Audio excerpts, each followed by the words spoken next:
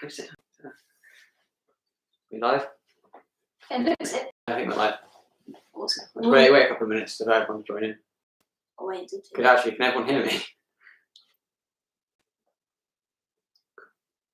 Yeah, I think the audio is good. Right, let's start this. Right, so welcome to another Earth Live lesson. I'm Alex White. I'm a 16-year-old wildlife photographer, blogger of Get Your Boots On, author of Get Your Boots On, and blogger of Appleton Wildlife Diary. Thanks to Lizzie Daly for hosting this live lesson. So far, they've been really, really good. So I've got a lot to live up to, it would seem. So today I'm going to be talking about both my book, and we're also going to be going through a lot of garden wildlife and what you can see in the current times.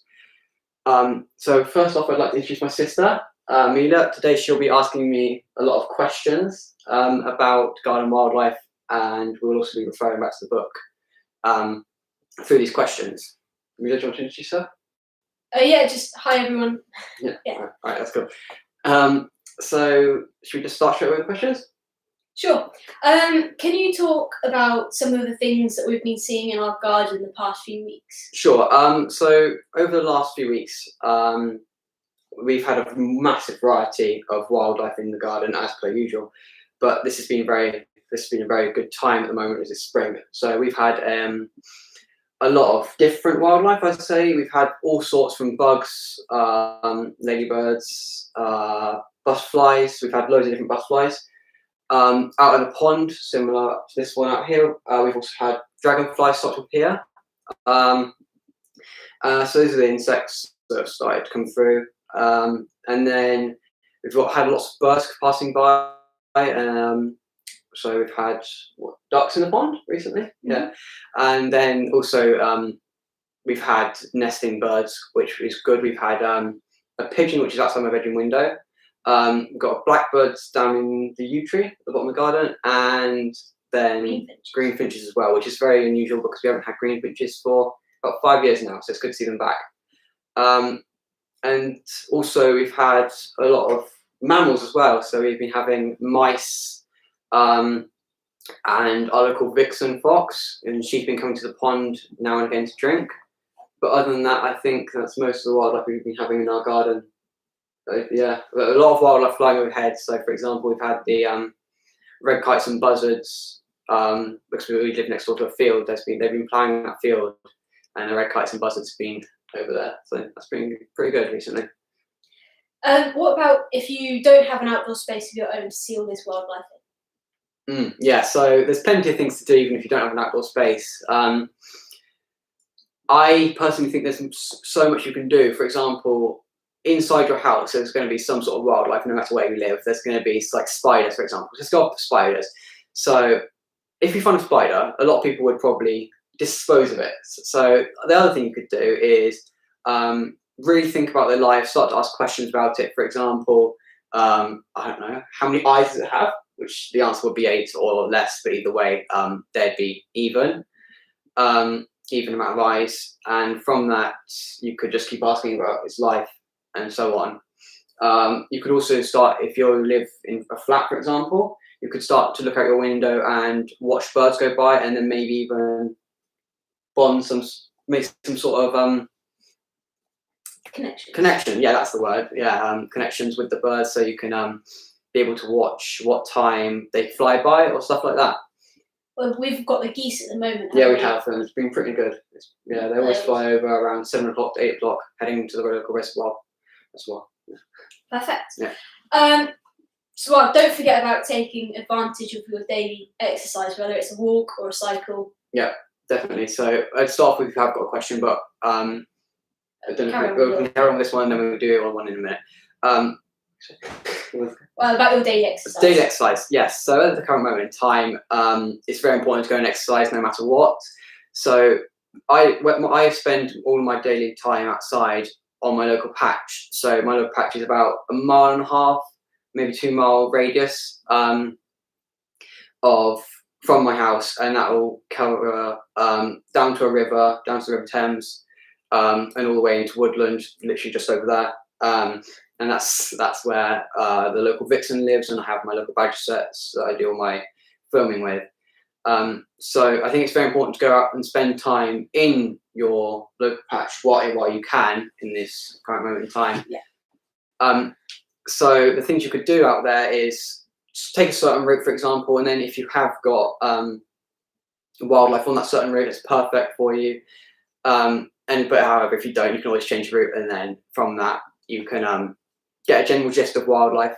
And another thing at the moment, because we don't know how long we're going to be in this lockdown, as it were, you can also be watching the seasons change, because that has happened since this lockdown started, isn't it? It's quite drastic. Watching, the leaves on the trees definitely growing through. So there's massive things you can do and watch on your local patch while in these times. So I was just looking at the questions. So we've got someone from Brighton. Okay. How did you persuade Chris Packham to write the preface of your book? Oh, it's a very good question. It is a good question. I think. All right, that was it. I asked him to go through the book because I just need some advice from a better author, as it were, because he's already written books before. So to get someone to go through it who's actually written a book before. And I think then after a while of going back and forth, I think we came to the agreement that he was going to write. I think I asked him to write the forward, so that was very nice of him to do that. I was very, very grateful for it. Yeah. We've got another question here. How are your local badgers doing this year, and are there any cubs yet? Not that we've seen. Oh, you haven't been down there. How are badgers doing? At the moment, I know we have 2 or 3 adults.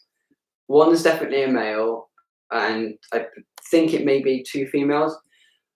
Cubs at the moment, I haven't seen any, but that's partly because I haven't been down there as much as I normally would. But we hope. Yeah, I reckon there are down there. There's a lot of signs down there, such as new bedding being put out every single night and every day to dry off. So there's a lot of signs of them being down there, but whether they are actually down there and they're just not coming out until later this year, we just have to wait and see. Cool. Well, we'll carry on with our questions now, and we'll go back to those. Yeah, cool. So what can you do to encourage more wildlife into your garden? So there's plenty of things you can do to encourage more wildlife into your garden. Here's some of the things I do. Start off with, the best thing to do is always put a bird feeder out, similar to this one. So this one's a feeder for fat balls, so that will encourage a wide variety of birds, so mainly blue tits and birds like that, but also I've personally seen long-tailed tits come onto it, which is always a great sight because they always come in huge numbers. But you can also get other bird feeders, such as these mixed seed feeders, and they will attract a different variety of birds. So overall, you get from the 2 different feeders, you'll get a massive variety of birds come together.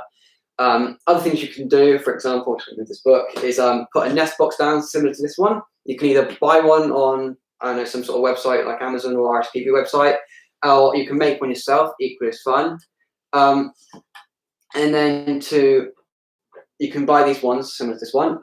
This is a multi-purpose one, so it will do robins as well as normal birds, so blue tits and stuff. Why are they different? Because the robins prefer the ones with the open one, I think, and blue tits prefer the ones with the holes. Different birds have different preferences. Yes, definitely. And what else can you do? You can also put out window boxes. So if you want to, you can put window boxes so you can plant plants outside your window, and that will attract more insects near, so bees and everything. And if you really were adventurous, you can get feeders. I don't have one here, but you can get a feeder to stick on your window, and you can watch birds through your window. Yeah, cool. Yeah, cool. Is there anything else people can do? Yes, definitely. So we're going to have a bit of fun here. So let's move this stuff. So to start off with, you could make a pond, and that's what we're going to be doing today. So ponds can be any size. Yes. So it depends on how big your garden is, but it doesn't really matter. Overall, you can always make a pond into your garden. To start off with, you need to get some gravel. So I nicked this off our front garden, our front drive. So you get a tubware size this big, or a bowl, or anything you at can all. dig it in. Yeah, you can dig it in as well. And then you pour it like that. So you pour it like that. get 2 lots, a good handful, good lot. Pour that all in. Make sure it's at a ramped angle, so if any animals do fall in, they can easily get out.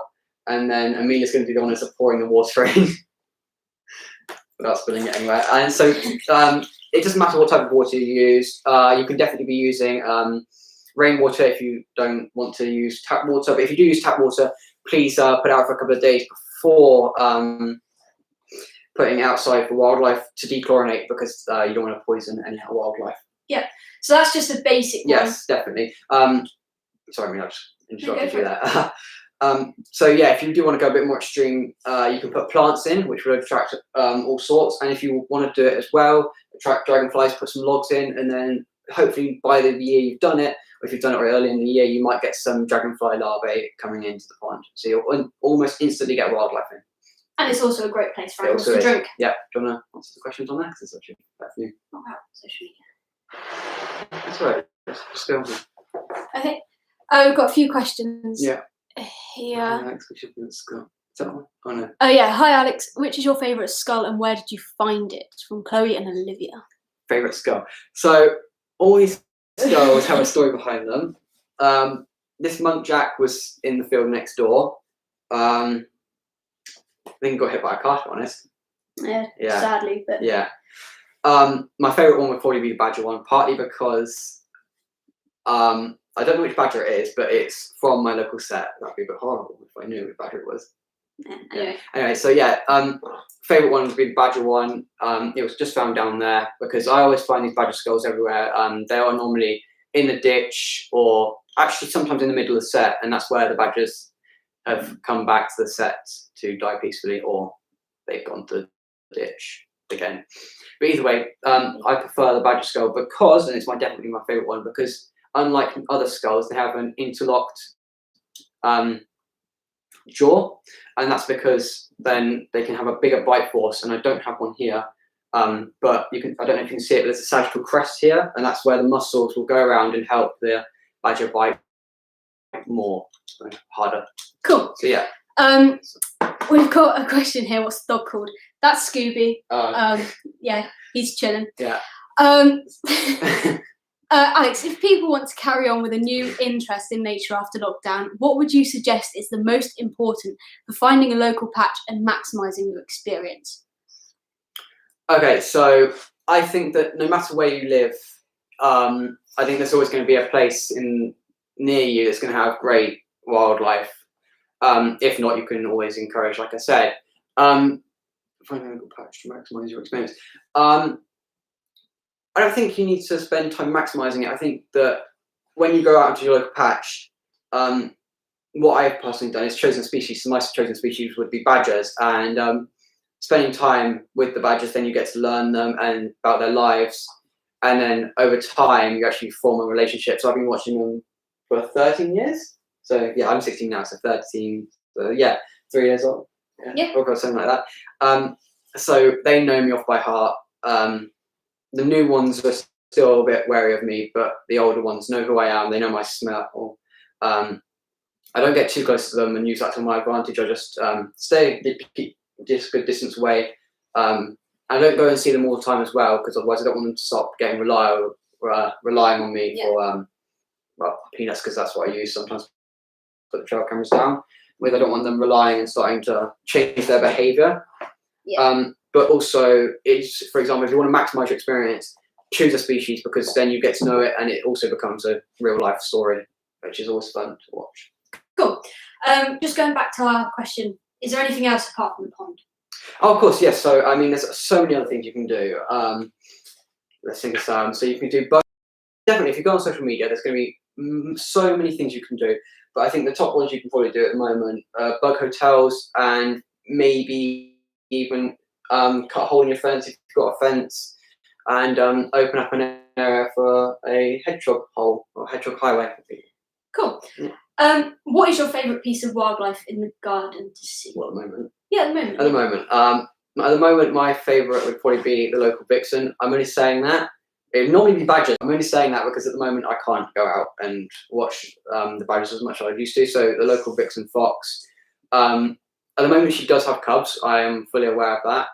because she's been bringing back lots of bedding and digging out old badger holes. So I know she's there, and she has cubs, but I just haven't seen the cubs yet. But it's also great because the local vixen fox will come up to the pond outside our front garden, and I'll put this trail camera, for example, out there, and she'll be drinking out the pond, and that gives me enough time to also examine her. So examine her health, how's she doing out there, and then from that I can see that she was lactating, so that's also no element that she's got cubs. And so yeah, I'd say the local fox would probably be the best at the moment. Cool. Right, so I'm sure people are wondering how do they know if they've got wildlife in their garden? Yes, of course. So there's plenty of ways to know if you've got wildlife in your garden. Start off with, you've got the simple stuff, so feathers, poo, footprints, fur, if you've got any fur lying around. I'm sure there's an easy way to identify it. Go on the internet and find some. But if you want to go a bit more extreme, there are trail cameras available for rent, but also you can buy one, or you can get one off your local wildlife trust or whoever, wildlife group, yeah. And they'll be, what's good going? And they'll happily give you one. You can return it after you've got what you need to find. But I think there's so many signs for wildlife. So for example, Amelia came back with me the other day and she said she found these snail shells that are completely empty. Yeah, she just said that they're all the same species, and she knows that because you can tell that, I don't actually see that, but they've all got the same type of shell. You want to go for it? All right. So yeah, she just found a load, and she was actually really worried about, well, not worried, but confused why this one was white and the others are not, but I can't answer that one. But yeah, you can see which snail species you've got by the colour and stuff. Yes, definitely. Cool. Have you got a favourite piece of equipment to use? Yes, I do. I left it up there. You can the camera. So my camera is my favourite piece of equipment, partly because it's not a big camera. It's a small camera. It's a bridge camera. Okay, right, cool. So it's a bridge camera. It's the Canon SX70. This camera, it's fairly affordable for the type of photography I do. It's got a built-in lens of 65. I don't know if anyone's watching that knows what is interested in that. So 65 times optical zoom. So it just does really good zoom, and it's got all the settings of macro, sports mode, filming.